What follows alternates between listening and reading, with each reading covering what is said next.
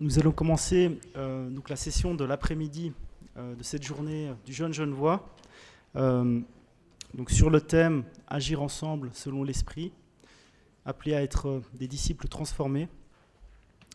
Alors pour cette session, je vais être le modérateur. Donc je me présente, Karl-André Spielmann, je suis étudiant en théologie.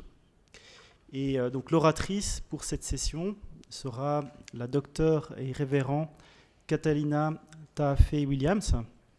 Alors pour vous présenter Catalina, eh bien, je vais vous dire que en fait, Catalina est programme exécutive au Conseil œcuménique des Églises. Donc elle s'occupe de la commission Mission et Évangélisation. Alors Catalina, c'est aussi la personne qui est en charge de la relation entre le Conseil œcuménique des Églises et le mouvement Témoigner ensemble à Genève. Donc c'est un petit peu grâce à elle qu'on est là aujourd'hui. Et donc Catalina est originaire du Tonga et d'Australie. Et elle a une grande expertise dans des domaines comme la justice raciale, la migration, les réfugiés indigènes et les ministères multiculturels. Donc voilà, donc je vais vous demander d'applaudir Catalina qui va venir me rejoindre ici donc pour faire la présentation sur le thème du jour. Donc voilà, applaudissez bien fort Catalina.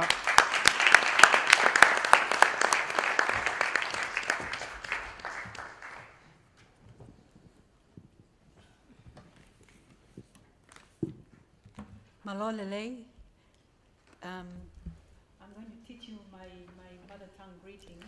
Je vais vous saluer dans ma langue maternelle. Comme ça, je pourrais me sentir moi-même à la maison un peu. A whole room full of people who have no idea probably where Tonga is, or if you do, you have no idea what.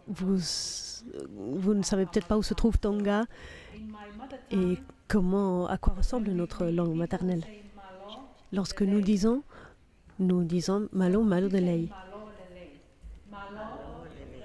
Malo Est-ce que vous pouviez répéter malo, malo de lei, malo lelei, lelei. malo lelei. Well done. You sound like Tongan speakers. Et vous êtes de très bons parleurs de Tonga. Happen to come across a Tongan person, Si vous rencontrez quelqu'un qui vient de Tonga, malo lelei. vous pourrez lui dire malo lelei, ce qui veut dire littéralement merci d'aller bien. Thank you for being well. Merci de vous porter bien. Et dans notre langue, pour saluer, on dit cela. Je remercie Dieu que vous alliez bien. C'est une façon de remercier Dieu parce que vous allez bien. Alors, malo lelei à vous tous et toutes. Je suis très reconnaissante pour l'occasion que j'ai d'être avec vous aujourd'hui et de vous parler, de vous partager quelques mots sur ce thème, agir selon l'esprit, appelé à être des disciples transformés. Je vais essayer de parler lentement parce que je sais que l'interprétation suit son cours pendant que je parle. J'ai juste besoin de confirmer avec mon modérateur. Dois-je dire quelque chose à propos du temps?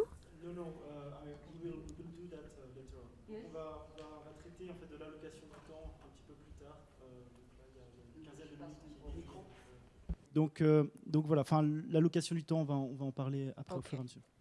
Okay, so I will speak quickly and not too long. Je vais parler pas trop longtemps parce que nous sommes tous d'accord que les discussions que nous avons à table sont importantes et c'est bien de pouvoir partager entre nous puis avec nous tous. Le thème qui nous réunit aujourd'hui, c'est agir selon l'esprit, appelé à être les disciples transformés. La conférence mondiale sur je dirais le COE, quand je parle COE, quand je parle du Conseil œcuménique des Églises. Donc la conférence mondiale sur la mission et l'évangélisation du COE s'est tenue par l'Église évangélique de Tanzanie.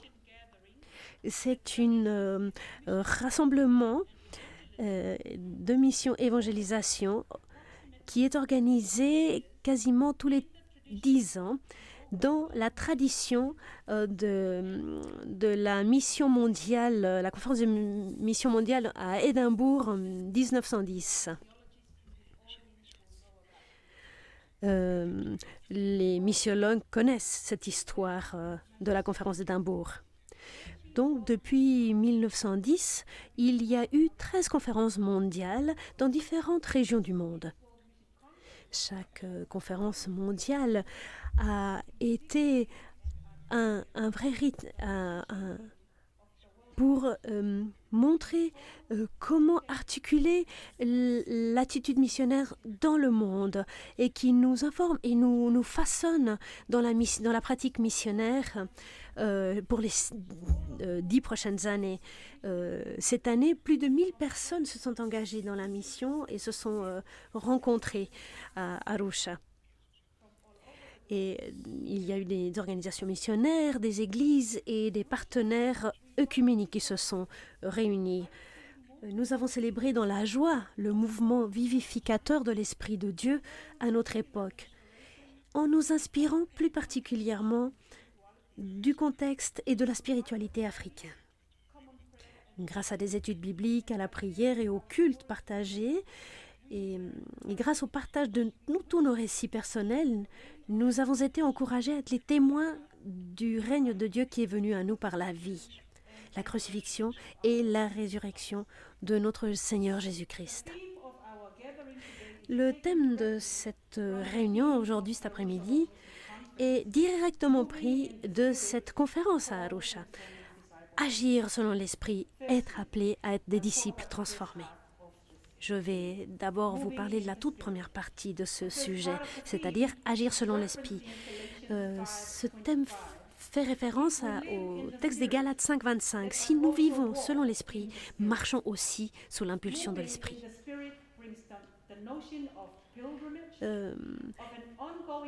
Vivre, marcher sous l'impulsion de l'Esprit nous pousse dans une notion de pèlerinage en quête continue de tous les croyants, conduits et guidés par le Saint-Esprit. L'Assemblée générale du COE à Busan en 2013 a lancé ce thème, le pèlerinage de justice et paix, et qui est un total guide pour le travail du Conseil œcuménique pour sa prochaine assemblée en 2021. D'après cette conviction, que la construction de la paix est une partie essentielle de la vocation des leaders religieux et des institutions religieuses, le COE fait une invitation ouverte à toute personne de bonne volonté pour qu'ils voyagent ensemble dans un pèlerinage de justice et de paix dans un monde surchargé par les injustices. Nous utilisons le langage du pèlerinage à cause de l'importance et la reconnaissance dans plusieurs religions de ce mot. Nous savons que ce que nous apprenons sur nous-mêmes et sur notre monde à travers le pèlerinage peut nous approcher de Dieu et des autres. Nous utilisons également ce langage du pèlerinage parce que cela suppose également l'inclusion et le mouvement.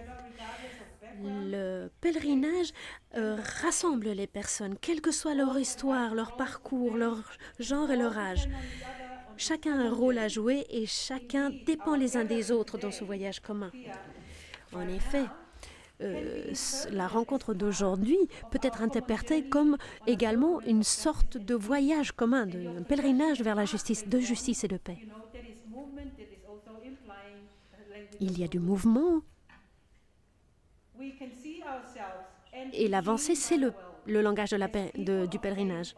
Nous pouvons avancer dans le monde comme des personnes de foi, à la recherche de ce pèlerinage où nous avons chacun un rôle important à jouer. Chacun a un rôle particulier dans nos communautés à jouer et nous avons des défis face aux forces destructives qui sont si dominantes dans notre monde. Dans la nature des pèlerins, il est important de ne pas être étrangers les uns des autres. Nous ne pouvons pas ignorer les souffrances de nos communautés et dans le monde.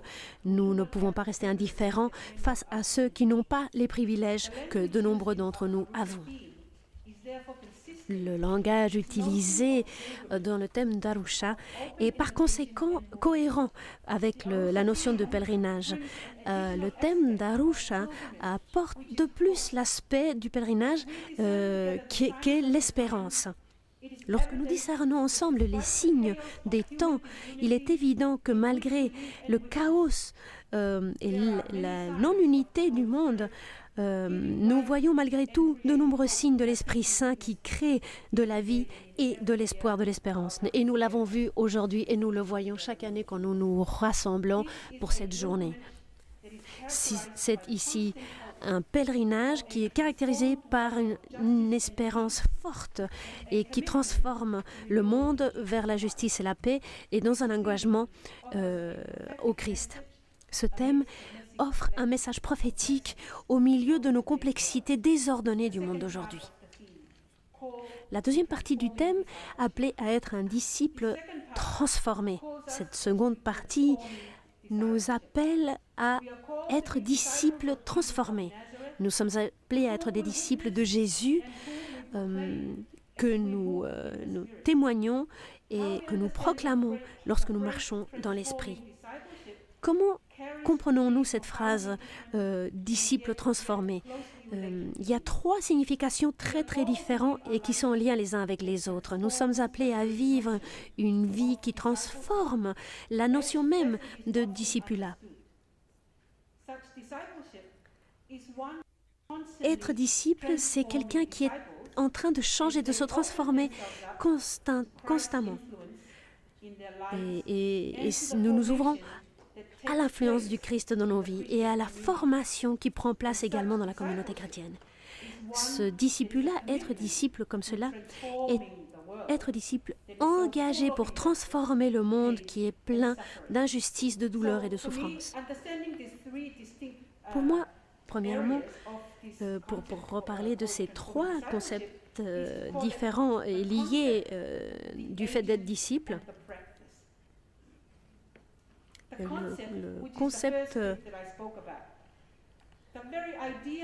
le premier concept est ce que je viens de vous dire.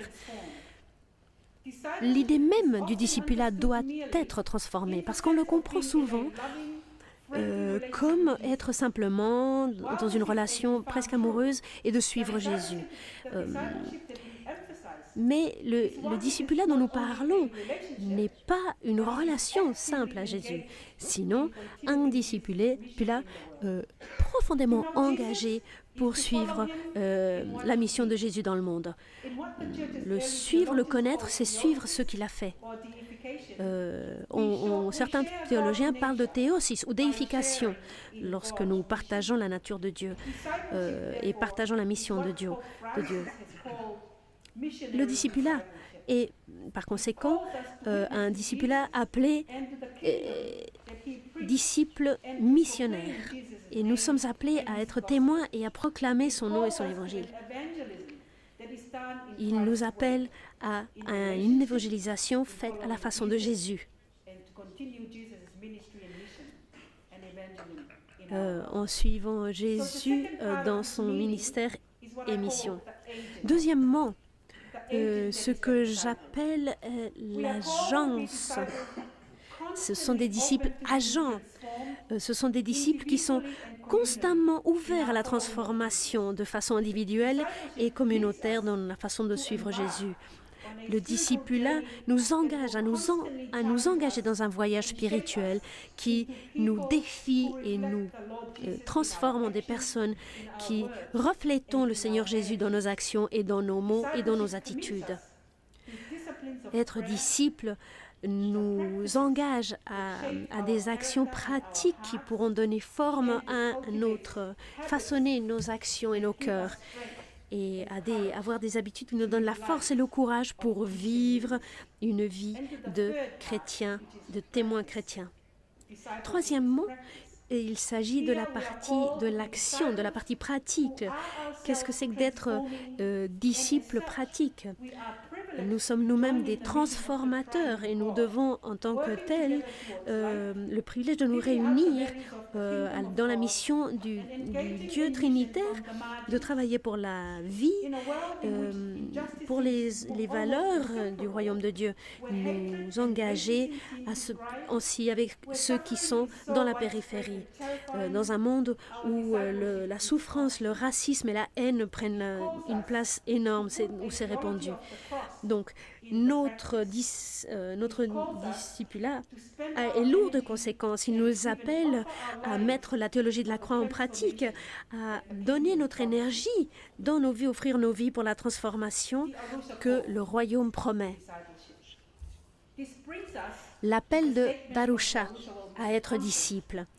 Cela nous apporte à voir que la conférence Darusha est maintenant connue comme appel à être disciple. Ceux qui se sont réunis là-bas ont articulé les discernements des signes des temps et quelle est leur implication pour la mission à laquelle Dieu peut être en train d'appeler aujourd'hui les chrétiens de l'Église universelle. Alors que l'appel Darusha met l'accent sur l'espérance et continue de nous encourager dans le monde complexe, il s'agit de nous donner une force pour que nous nous battions contre les forces meurtrières de ce monde, contre un système global financier qui enrichit de nombreuses personnes et qui appauvrit tellement d'autres. D'après Isaïe 5:8, cet appel nous défie à défier ce système global impérial qui est aujourd'hui le racine de conflits, de dévastation écologique et de souffrance, qui crée l'idolâtrie du marché financier, qui renforce les cultures de la domination et la discrimination et perpétue la marginalisation et l'exclusion de millions de personnes, forçant de nombreux d'entre eux en de situations vulnérables et en étant exploités à quitter leur pays. Les gens qui sont en périphérie sont ceux qui portent le fardeau le plus lourd. L'appel de Arusha reconnaît que toutes ces affaires ne sont pas de nouvelles affaires, que l'Esprit Saint continue de bouger et d'agir autour de nous depuis des générations et des générations. Bien que tout cela ne soit pas nouveau et que nous soyons sûrs que l'Esprit Saint continue d'agir en nous, il nous appelle à répondre urgemment avec un engagement personnel et communautaire, avec un discipulat transformateur qui transforme. Voilà quels sont les défis auxquels nous devons répondre. L'appel de Arusha nous invite à être des collaborateurs actifs pour transformer le monde, d'après la première lettre des Thessaloniciens 3:2. Et c'est ainsi que nous partageons la grâce de Dieu et la mission de Dieu. Ce voyage de disciples nous amène à vivre et à partager l'amour de Dieu en Jésus-Christ, cherchant la justice et la paix sous des formes différentes face au monde. En d'autres mots, nous répondons à l'appel de Jésus de le suivre dans la périphérie de notre monde, aux marges de notre monde, comme disciples de Jésus-Christ, individuels comme collectifs. Je vais vous lire maintenant l'appel d'Arusha. Peut-être que vous l'avez en français sur vos tables. Par notre baptême, nous sommes appelés à être des disciples transformés, à mener une vie reliée au Christ dans un monde où de nombreuses personnes sont confrontées au désespoir, au rejet, à la solitude et à la dévalorisation. Nous sommes appelés à rendre un culte au Dieu trinitaire, le Dieu de la justice, de l'amour et de la grâce, à une époque où beaucoup vénèrent le faux Dieu du système du marché. Nous sommes appelés à annoncer la bonne nouvelle de Jésus-Christ, la plénitude de la vie, le repentir et le pardon des péchés, et la promesse de la vie éternelle, en parole et en acte, dans un monde violent où nombreuses sont les personnes sacrifiées aux idoles de la mort et où beaucoup n'ont pas encore entendu l'Évangile. Nous sommes appelés à nous engager dans la joie, dans la voie de l'Esprit Saint, qui donne aux personnes en périphérie les moyens d'agir grâce à la quête de justice et de dignité. Nous sommes appelés à discerner la parole de Dieu dans un monde qui communique de nombreux messages contradictoires, faux et déroutants. Nous sommes appelés à prendre soin de la création de Dieu et à nous montrer solidaires avec les nations touchées par les changements climatiques face à l'impitoyable exploitation de l'environnement centrée sur l'humain pour nourrir la cupidité et le consumérisme. En tant qu'Église, nous sommes appelés à former une communauté juste et inclusive dans notre quête d'unité et dans notre cheminement œcuménique dans un monde régi par la marginalisation et l'exclusion.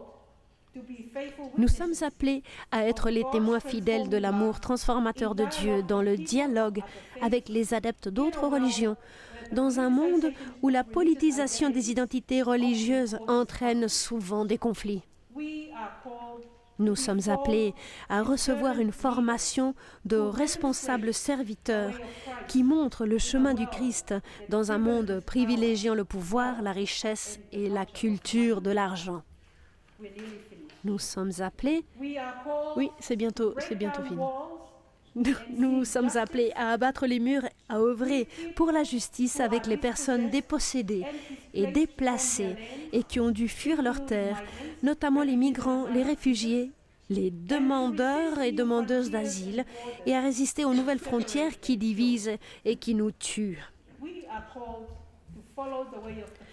Nous sommes appelés à suivre le chemin de la croix qui s'oppose à l'élitisme, au privilège, au pouvoir personnel et structurel. Nous sommes appelés à vivre à la lumière de la résurrection qui ouvre des possibilités de transformation remplies d'espérance. Ceci est l'appel à être des disciples transformés. Et je me sens très proche de tous ces mots parce que j'étais très engagée dans le comité de rédaction à Arusha comme membre du staff du COE.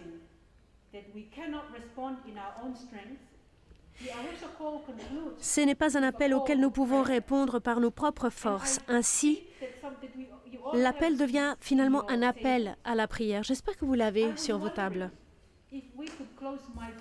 Et j'aimerais savoir si nous pourrions finir cette présentation en disant cette prière ensemble, quel que soit. Notre modérateur vous expliquera ce que nous allons faire. Prions. Dieu d'amour, nous te remercions pour le don de la vie dans toute sa diversité et toute sa beauté. Seigneur Jésus-Christ, crucifié et ressuscité, nous te louons pour être venu trouver les personnes perdues, libérer les opprimés, soigner les malades et convertir les égocentriques. Esprit Saint, nous nous réjouissons que tu insuffles la vie du monde et que tu le déverses dans nos cœurs. Alors que nous vivons par l'Esprit, puissions-nous marcher aussi sous l'impulsion de l'Esprit. Accorde-nous la foi et le courage de prendre notre croix et de suivre Jésus en devenant des pèlerins de justice et de paix à notre époque. Pour la bénédiction de ton peuple, la pérennité de la terre et la gloire de ton nom, par le Christ notre Seigneur. Amen. Merci à tous de m'avoir écouté dans ma présentation. Je pense que je vais te passer la parole. Vous devez rester parce que... merci pour tout, Catalina. Nous pouvons l'applaudir. Merci.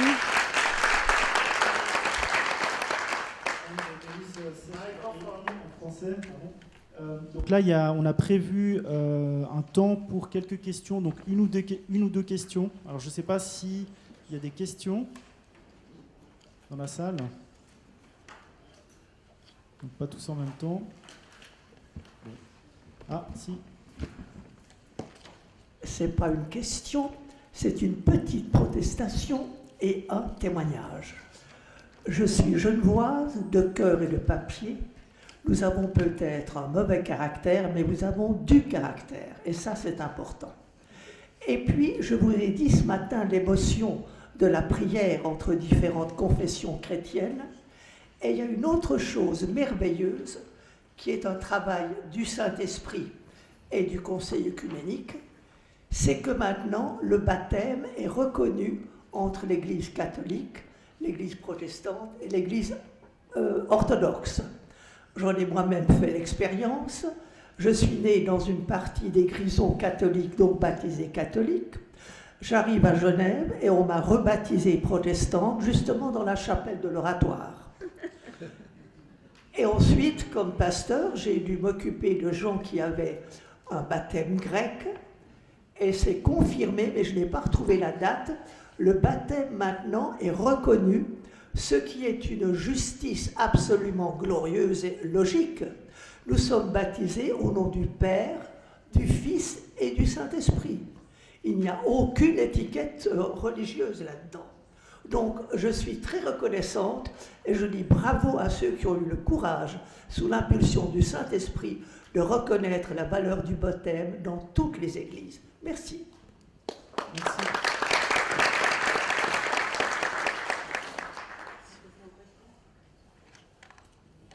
Alors, est-ce qu'il y a une autre question? Si ce n'est pas le cas, on va passer à la suite. Donc, on a prévu une demi-heure, en fait, donc en groupe, en fait. Donc, il y a une série de questions qui est prévue. Donc, les questions vont s'afficher à l'écran. Donc, il y a 2 questions auxquelles vous devrez répondre à chaque table pendant la demi-heure à venir. Et en fait, alors déjà, il faut que vous vous regroupiez, il faut qu'il y ait suffisamment de personnes par table.